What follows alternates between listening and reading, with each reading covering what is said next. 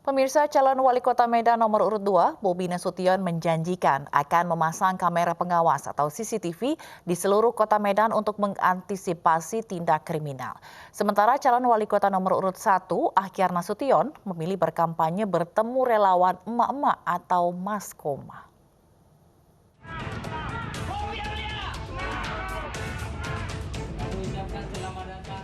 Inilah gaya santai calon wali kota Medan nomor urut 2 Bobi Nasution saat menemui warga di Jalan Garu 1 Kecamatan Medan Amplas, Sumatera Utara. Kehadiran Bobi Nasution di tempat ini disambut antusias ibu-ibu yang sejak pagi menunggu kedatangannya. Sejumlah harapan disampaikan warga terhadap menantu Presiden Jokowi ini. Di antaranya mengenai kerusakan lampu penerangan jalan yang dikhawatirkan akan menimbulkan tindak kriminal. Bobi menyanggupi akan memperbaiki lampu jalan bila terpilih kelak. Selain perbaikan penerangan jalan untuk mempercantik kota, Bobi berjanji juga akan memasang kamera pengawas atau CCTV di sejumlah lokasi guna mengantisipasi tindak kriminal.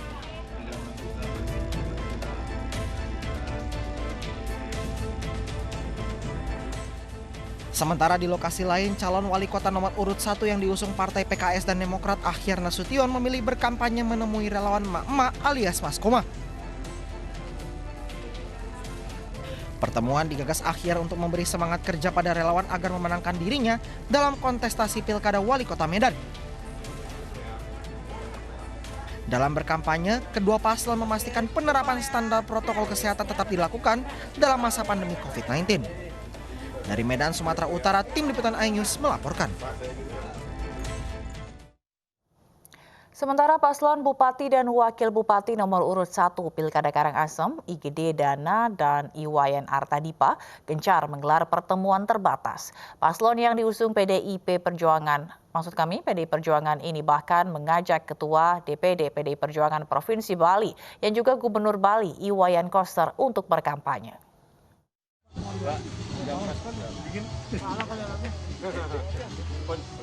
Dihadiri langsung Ketua DPD PDI Perjuangan Provinsi Bali yang juga Gubernur Bali Iwayan Koster. Paslon nomor urut 1 dalam Pilkada Karangasem, IGD Dana dan Iwayan Artadipa menggelar pertemuan terbatas. Kendati penerapan protokol kesehatan telah diberlakukan, ruangan yang sempit membuat peserta kampanye kesulitan jaga jarak, khususnya saat pencoblosan simbolis paslon nomor urut 1 ini. Dalam kampanyenya, paslon ini berjanji akan memperjuangkan program padat karya dalam mengatasi pandemi COVID-19 kepada warga desa Bungaya Kangin yang mayoritas menjadi pedagang. Yang terpenting lagi adalah bagi di pandemi COVID ini, PDRB kita banyak juga beralih pertanian, sehingga banyak sekali yang menginginkan pertanian diperhatikan dengan serius. Diatur juga harus diperhatikan, tidak hanya sekedar kebutuhan jangka pendek yang diinginkan oleh masyarakat. Masyarakat di Karangasem inginnya kebutuhan jangka panjang, artinya pembangunannya perlu diperhatikan dengan baik. Yang bukan Hindu.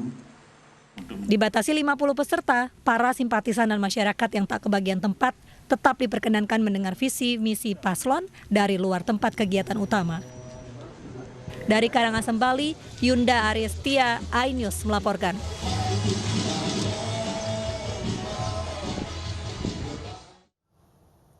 Seorang wanita ditemukan meninggal saat menunggu angkutan di Terminal Parluasan Kota Pematang Siantar, Sumatera Utara. Khawatir terpapar COVID-19, petugas mengevakuasi korban dengan protokol kesehatan.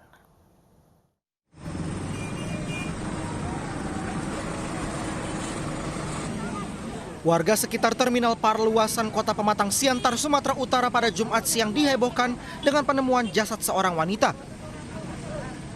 Warga yang penasaran pun berkerumun di lokasi melihat korban. Menurut warga, korban yang tidak diketahui identitasnya ini terlihat sedang menunggu angkutan umum. Tiba-tiba korban terjatuh kemudian tidak bergerak lagi. Khawatir terpapar COVID-19, warga kemudian melaporkan ke petugas. Ya, ada yang meninggal di terminal. Ya. Jadi tolonglah datang biar konfirmasi kita gimana gitu. Dari kesehatan kan. Ya, ini sementara kita panggil biar diangkat atau bagaimana kan?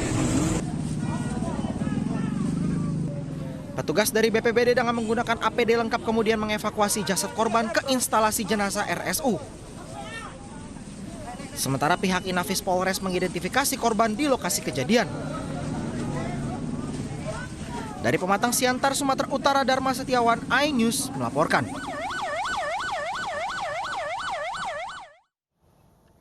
Puluhan pendemo Undang-Undang Cipta Kerja dinyatakan reaktif COVID-19 usai jalani rapid test. Kini puluhan pendemo dari berbagai daerah itu diisolasi sambil menunggu hasil swab tes.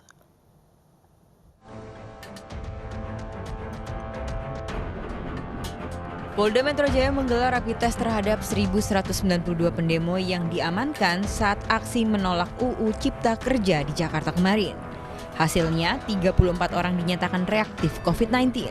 Kini mereka diisolasi ke Wisma Atlet sembari menunggu hasil swab test. Sementara itu, 13 orang dari 209 massa yang ditahan usai demo Undang-Undang Cipta Kerja juga dinyatakan reaktif di Bandung, Jawa Barat.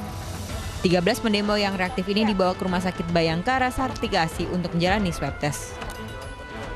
Dari 209 orang yang kita rapid, kita temukan 13 reaktif. 13 reaktif ini nanti tindak lanjutnya akan kita kirim ke Rumah Sakit Bayangkara Sartikasi untuk langsung kita swab.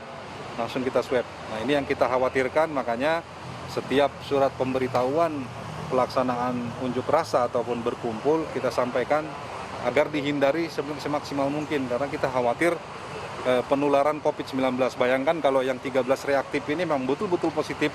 Kemarin mereka bertemu beberapa orang, itu sebagai semacam multi level marketing akan menular ke banyak orang. Sama halnya di Malang, Jawa Timur.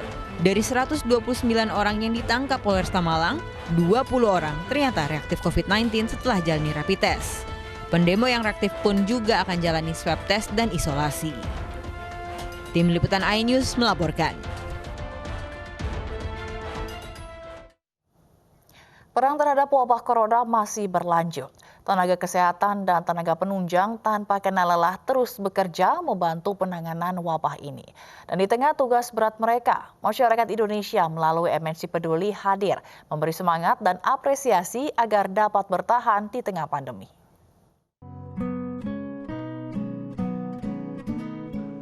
Tanpa kenal lelah, MNC Peduli terus mengapresiasi tugas tenaga medis dan tenaga penunjang kesehatan di seluruh tempat pelayanan kesehatan. Saling berbagi ditunjukkan seluruh masyarakat Indonesia melalui MNC Peduli sebagai bentuk dukungan terhadap tugas tenaga medis dalam membantu penanganan wabah COVID-19. Kali ini, MNC Peduli berbagi makanan dan minuman ringan kepada tenaga kesehatan dan tenaga penunjang kesehatan di Puskesmas Senen dan Matraman, Jakarta Pusat. Saya juga menghimbau untuk warga-warga untuk tetap menjaga protokol kesehatan. 3M jangan lupa memakai masker, cuci tangan, dan juga menjaga jarak. Saya berharap tetap berjalan donasi ini untuk masyarakat lebih sehat dan petugasnya juga sehat. MNC Peduli mengajak seluruh masyarakat Indonesia berdonasi untuk bersama-sama mewujudkan kebutuhan para tenaga medis dalam menangani wabah corona, serta membantu masyarakat kecil yang terdampak secara ekonomi. MNC Peduli sangat mengapresiasi tim medis Indonesia sebagai pahlawan garda terdepan dalam merawat pasien yang terdampak COVID-19. Kita mengirimkan makanan kepada tim medis dan supporting tim lainnya, dan ini merupakan bentuk kontribusi MNC Peduli dalam menyemangati tim medis untuk terus berjuang melaksanakan tugasnya. Mereka tidak sendiri, tapi kita ada dan semua mendukung mereka. MNC Peduli berkomitmen akan terus mendukung dan membantu kinerja para petugas kesehatan yang tanpa kenal lelah berjuang melawan virus corona di fasilitas kesehatan masyarakat. Tim Liputan iNews melaporkan. Pemirsa, mari kita dukung para pejuang kemanusiaan dengan peduli melawan penyebaran virus corona. Bantuan bisa disalurkan melalui rekening yang tertera di layar televisi Anda. Ibu sedang susah merintih dan berdoa. Pemirsa, informasi menarik lainnya akan kami hadirkan usai jeda. Jangan kemana-mana, tetaplah bersama kami.